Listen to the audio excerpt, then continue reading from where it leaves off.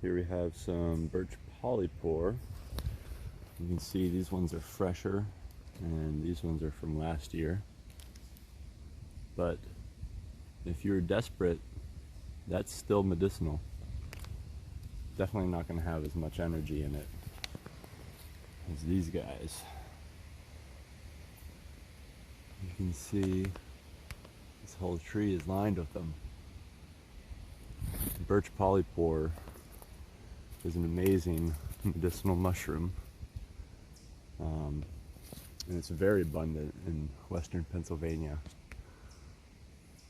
Birch polypore is used as a antifungal, anti-tumor, antiviral, and antibacterial fungus. You can make a tea or a tincture out of it. You can also, and this is something I've just been experimenting with, you can also make a bandage out of it. As you can see, it's very meaty and thick, and it's basically, you can stuff a wound with it. So I guess indigenous people had used it for this purpose, and I experimented with it. I made a powder and I stuffed the wound with it. I didn't even clean my wound.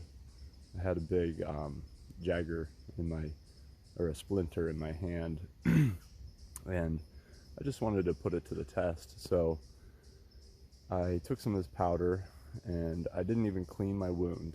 I didn't use soap, water, or anything. I just put birch polypore powder on it, and it healed up pretty good. I mean, all things considered, this is bushcraft medicine, so you get what you can out here.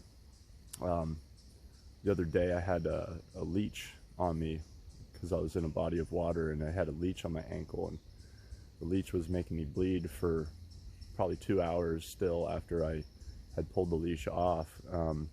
They probably have something in their saliva that keeps your blood from coagulating.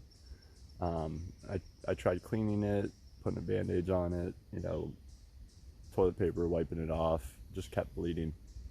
And I said, you know what, I'm gonna try some birch polypore powder. I remembered that it stipples blood too, so I put this birch polypore powder on, and I put a band-aid over it, and it stopped bleeding immediately. And even cooler, I took the band-aid off, and I was walking around barefoot for a while, and the powder just stayed on. So if you can find some of this birch polypore, it grows on birch trees, obviously.